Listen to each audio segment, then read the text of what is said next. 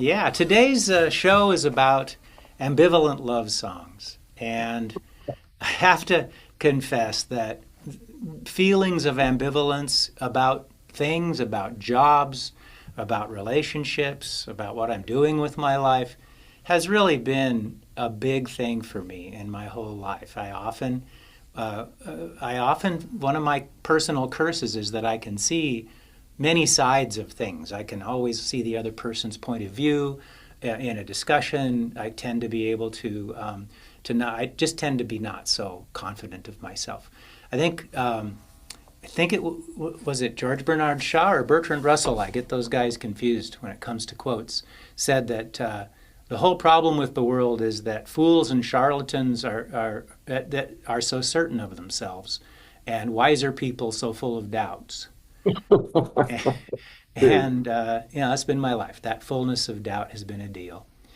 And of course, that has a great impact on me in the area of personal relationships because they're so important. And communication, connection, and love and relationship are really the heart of life. They're the whole heart of life. So, if I'm feeling uneasy about some connection like that, it can be hard. But it helps to write songs about it. And actually, some of my favorite songs that I've written are about that dilemma, that difficulty. So I'm going to sing some of them today. The first one, I kind of like to talk about my history of songwriting, too. When I was first learning to play guitar, I got really fascinated with this move, which is really famous in blues and rock and roll, is going from this to this. So that thing just really just captured my imagination. And I discovered that you can do that form on many of the chords in a key. So this one works, obviously, and then this one works. And about 1979, I was fussing around with all those shapes, and I came up with a little riff that I really liked, and I built a song around it. So I'm going to start the show with a song that isn't about ambivalent relationships. It's just missing somebody real bad. But it's only one verse and one chorus. It's not a song I ever finished, but I cannibalized the parts later on for the song that I'm going to play next. So anyway, here we go. I just want to show you something that nobody's ever heard before. It's called I Want to See You, and it's a true story.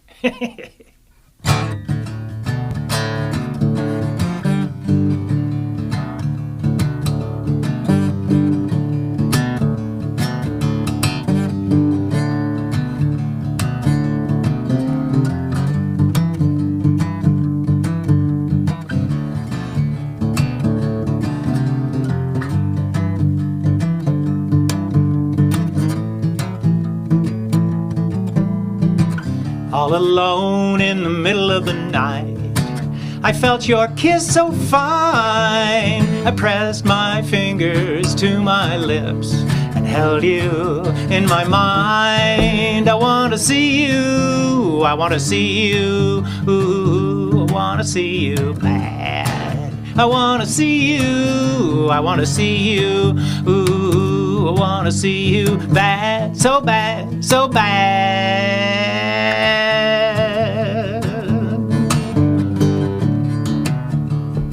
And that's it. That's all there ever was to that song. I think I came up with one or two more lines like, it's 5 stars spicy and there's nothing to drink. Maybe I'll finish that song someday. I'd like to. It'd break my old record of 45 years for 7 miles to Memphis. I think it would be great if you added some more to that song. Thank you. I appreciate the encouragement. I got kind of excited about it when I pulled it back out again. Thank you. I looked up your quote, and it was Bertrand Russell. Bertrand Russell who said I would have guessed Shaw, so yeah. There you go. Okay, great. I second-guessed myself. I wasn't sure all of a sudden which one it was. They both said a whole bunch of really witty and wise things, and they were kind of contemporaries, so it's probably easy to mix them up. Hello, Naomi. Welcome aboard. And, oh my goodness, it's Gail. Hi, Gail. the pictures are getting smaller as more people join. I have to lean in. And I'm singing about ambivalence, and those have turned up in my love songs. That quality has turned up in my love songs. I took the pieces from the little bit that I just played and rearranged them. Back in about 1990, I got an electric guitar, and it's that red Hofner that I love so much. I've played it in a couple of these shows, and I still got it, and maybe it'll show up in a show again. But I started to goof around on that, and I pulled out that old fragment and reworked it into a song called "Fool." And it didn't have anything to do with my relationship at the time. I was halfway through a good 13-year marriage that broke up for other reasons than that. So anyway, I'm speaking from someone else's voice here, but I was drawing on earlier experiences. Okay, so here's "Fool."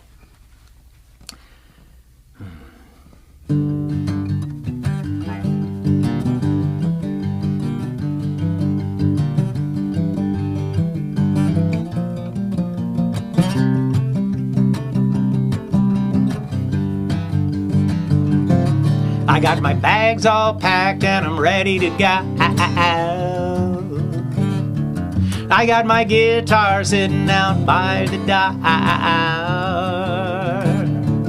I got a little bitty voice inside of my head, says, "Look out, boy, you will regret this. Don't be a fool, don't leave her, 'cause she's the best you'll ever find. Fool, don't leave her. You must be out of your mind, out of your mind, out of your mind."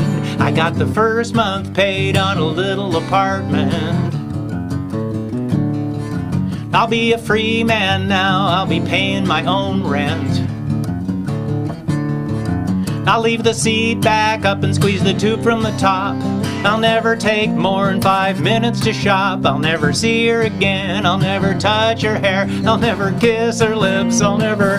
Oh, don't be a fool, don't leave her, 'cause she's the best you'll ever find. Fool, don't leave her. You must be out of your mind, out of your mind, out of your mind.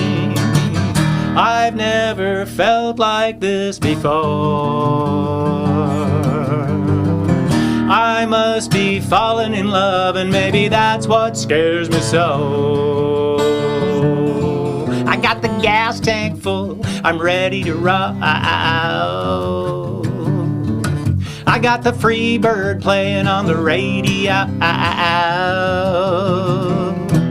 Well, I ought to be happy, and I guess I am. So why am I still sitting in the driveway? Don't be a fool, don't leave her, 'cause she's the best you'll ever find. Fool, don't leave her. You must be out of your mind, out of your mind, out of your mind. Don't leave her, 'cause she's the best you'll ever find. Fool, don't leave her. You must be out of your mind, out of your mind, out of your mind.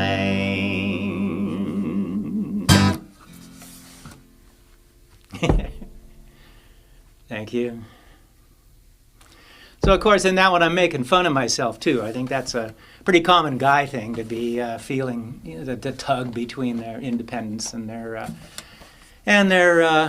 relationship. And fortunately, you know, in these days, the newest song I'm going to sing today is 15 years old.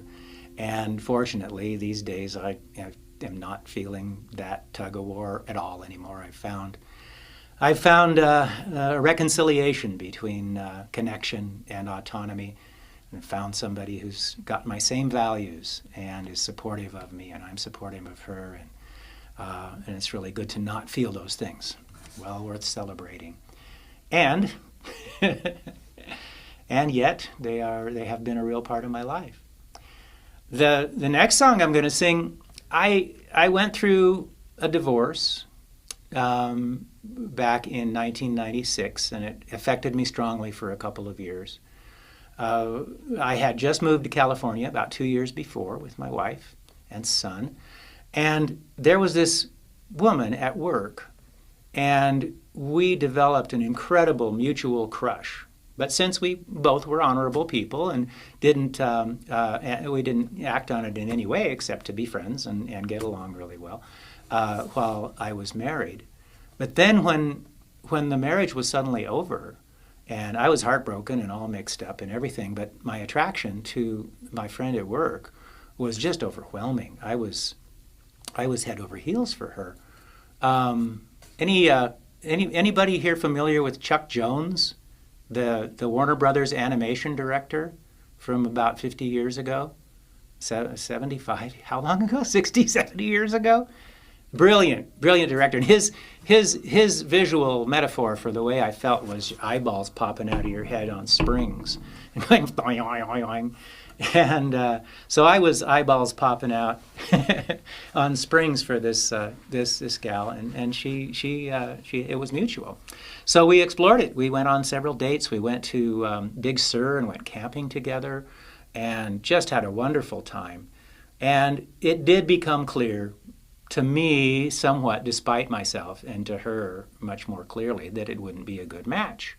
So so I was in a quandary. And when we came back from that date, I turned around the next weekend and I drove back up to Big Sur from San Luis Obispo, 2 or 3 hour drive, all the way up there, drove back in the dark, just kind of revisiting all the places that we'd gone to and working on this song. And so this song was written on Highway 1, driving up in the daytime and back in the middle of the night, working over and over on it. And in my usual fashion nowadays, and as of then too, I wrote it without the guitar. And it's one of my favorites. Fool is making fun of myself, but this one's not. This one is completely sincere. And it's called I Could Fall in Love with You.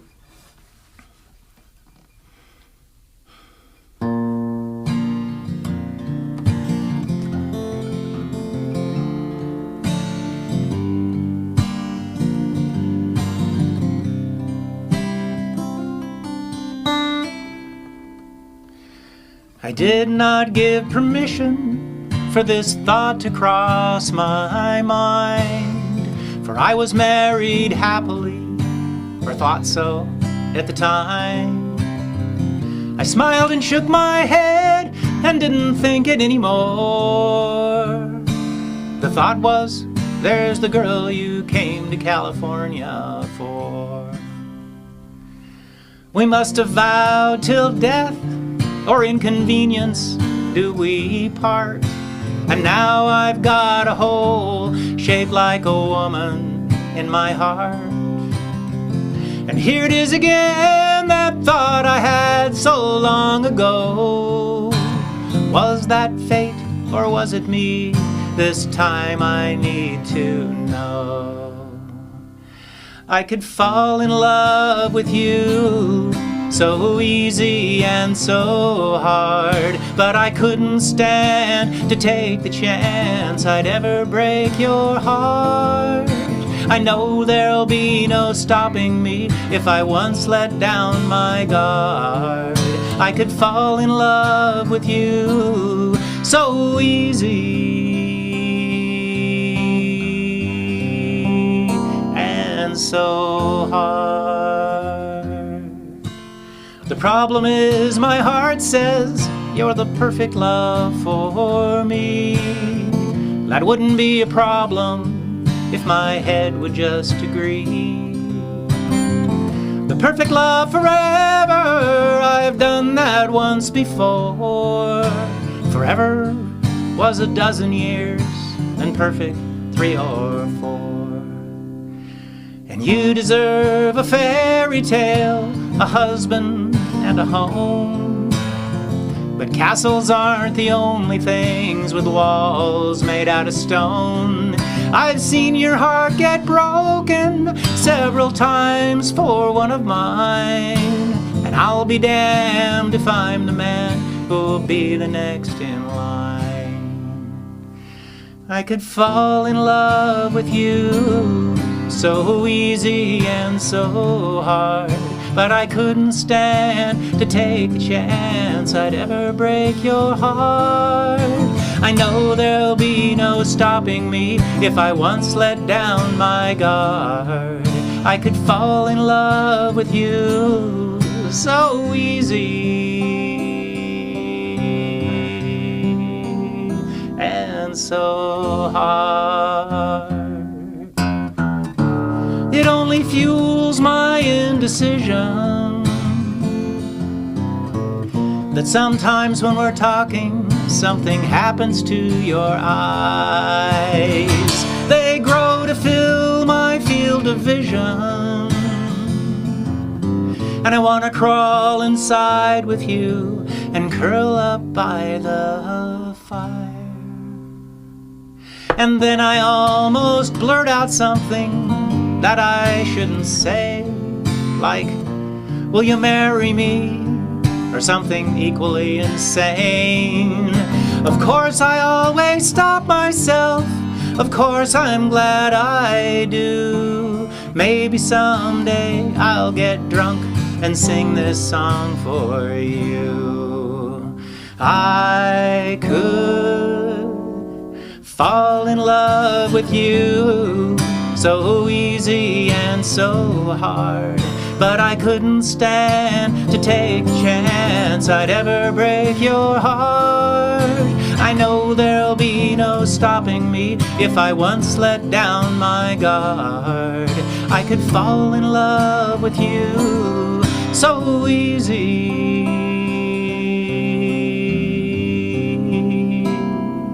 and so hard.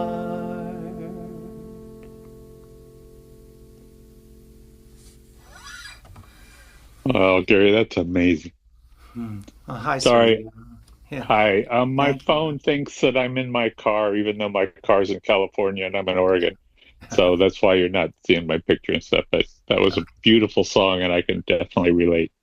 Oh, yeah. Thank you. That's a really good song. Thanks. Thanks, Rory. Yeah. Yeah. I'm proud of it too. I did get drunk. I think most of you know this story, but I did get drunk and sing that song for her. Hmm. And it was a great evening. She just cried and laughed, and we really connected. But that was about, that was probably 6 months to a year after we had firmly decided that it wasn't going to be a thing and we were just going to be friends. She wrote me a Christmas card years later and said, "I still listen to that song and I still think of you." So yeah, that's a beautiful connection. Haven't talked to her in many years. It would be great to see her again.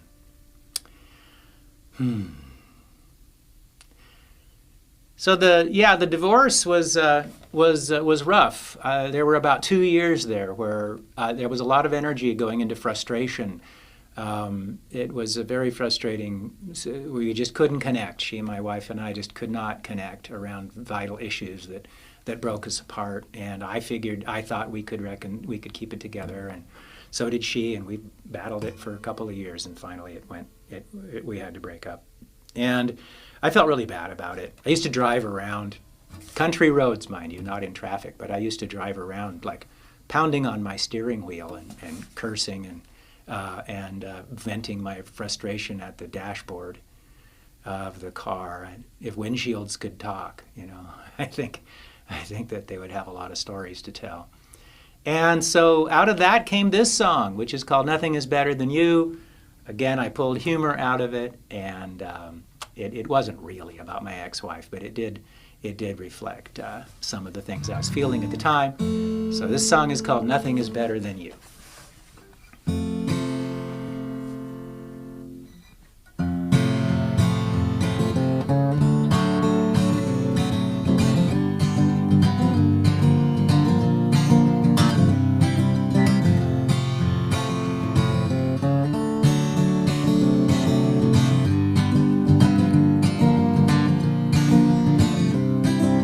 Nothing is better than you. Nothing, honey, is better than you. Nothing is better than you. Nothing, honey, is better than you. Since you've been gone, I rent a movie. Bring it home and lo, it meets with unanimous approval. Settle down in the beanbag. Who needs furniture? Consider it a simple case of urban removal. Reach for my beer. It's right where I left it. A little stale, but that's okay. It reminds me of you. Don't worry, dear. This song's not about you. I can't resist a clever line, even if it isn't true. Nothing is better than you, my darling. Nothing, honey, is better than you. I used to think you were better than nothing, but nothing turned out to be better than you.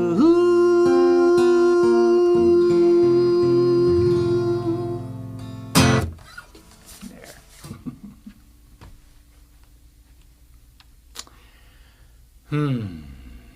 My novelty song. Well, one of several. Well, so time went on. I'm kind of going in chronological order today.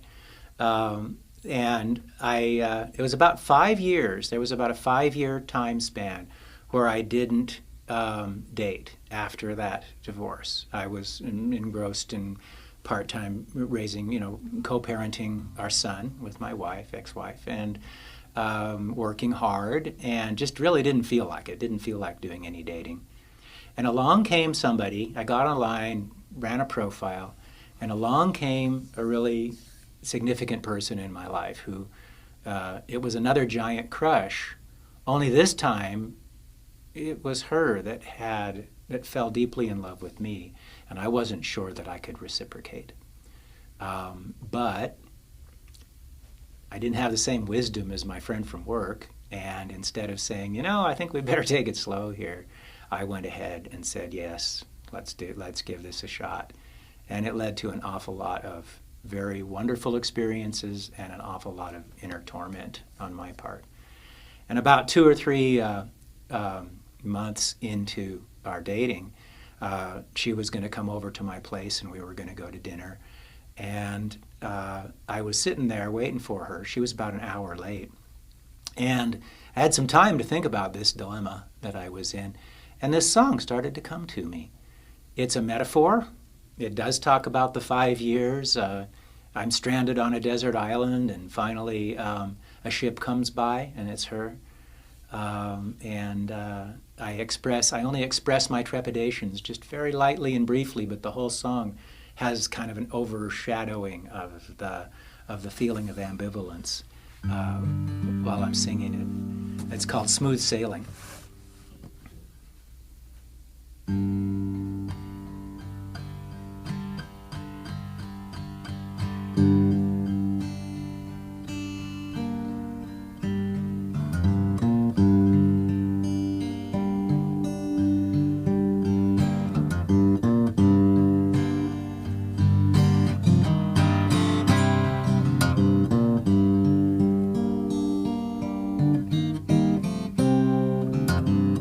Smooth sailing on an unknown sea, destination mystery. And this morning it's good to be smooth sailing on an unknown sea.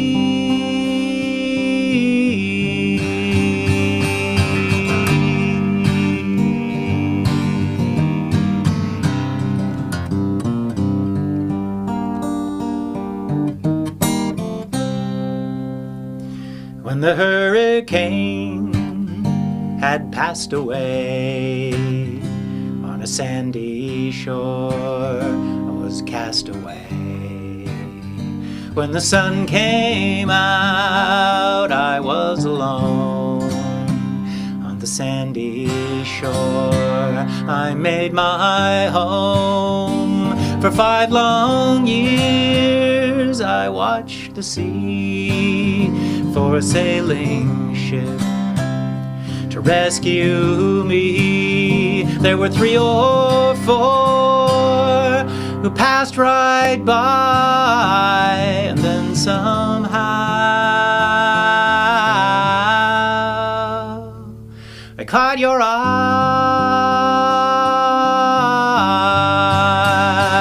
and we're smooth sailing on an unknown sea. Destination mystery, and I wonder, is it safe to be smooth sailing on an unknown sea?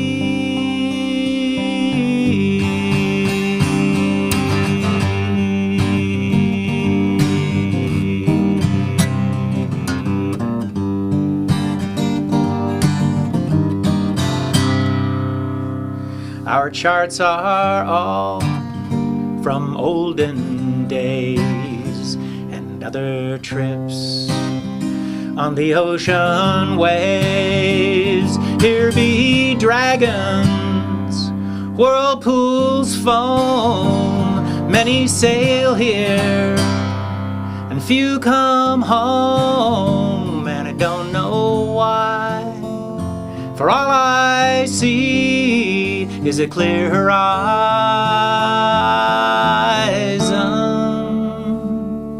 and you and me,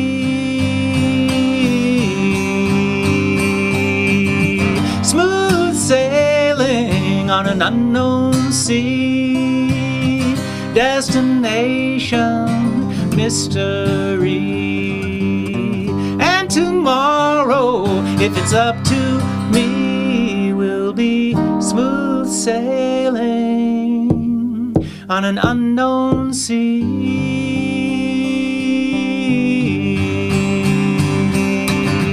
Smooth sailing, smooth sailing, smooth sailing, smooth sailing.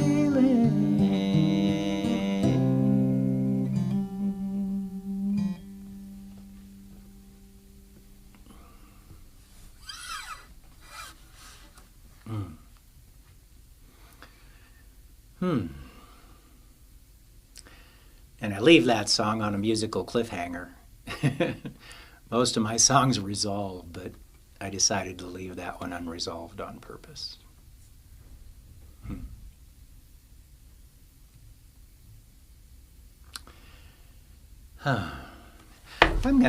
I've got one more song for you today. Okay, so long, Gail.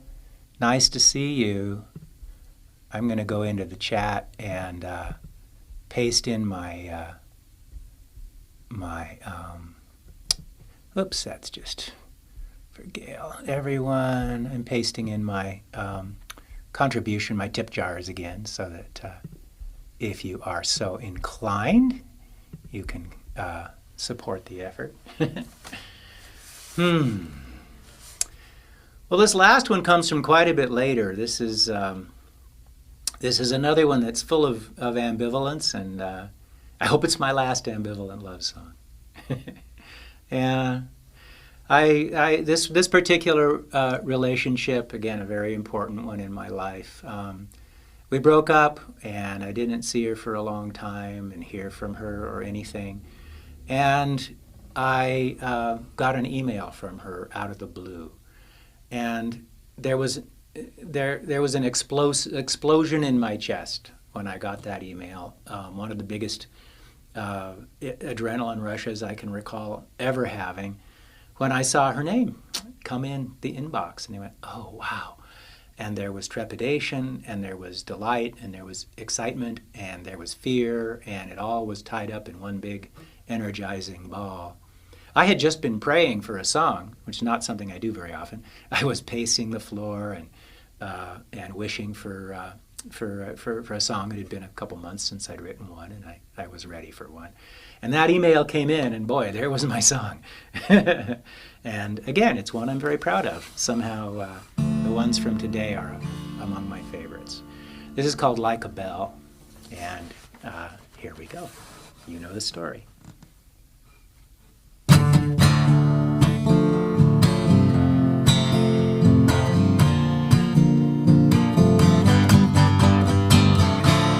Whoa, whoa, whoa, whoa, I can't believe my eyes. I didn't think I'd see you in my mail again. I didn't realize you can get an adrenaline rush from a name. I've been feeling pretty zen, a little recreational desire and fear.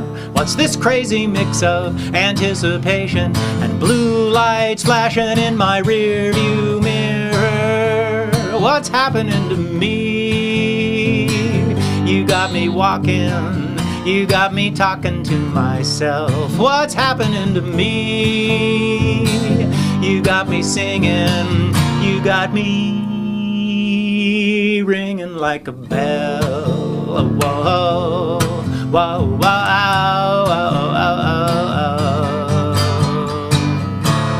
I threw the I Ching. I didn't like the answer and I threw it again. I hear the telephone ring and my heart starts thumping like a tennis shoe in the washing machine. I wonder what'll happen if I pick up the phone. The voiceover in my imagination is telling me I've entered the erogenous zone. What's happening to me? You got me shaking, you got me waking up at night. What's happening to me? I think about you, I feel my DNA divide. What's happening to me? You got me walking, you got me talking to myself. What's happening to me? You got me singing, you got me ringing like a bell. Whoa, wow, wow, wow, wow. You got me ringing like a bell.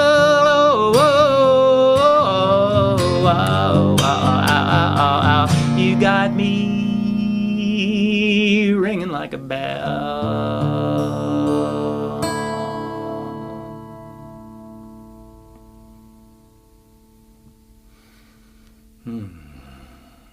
All right. Thank you. Well, Amazing. Yeah. Pardon me? Amazing. I'm just sorry that I can't turn on my camera so you can see me smiling through the whole session here.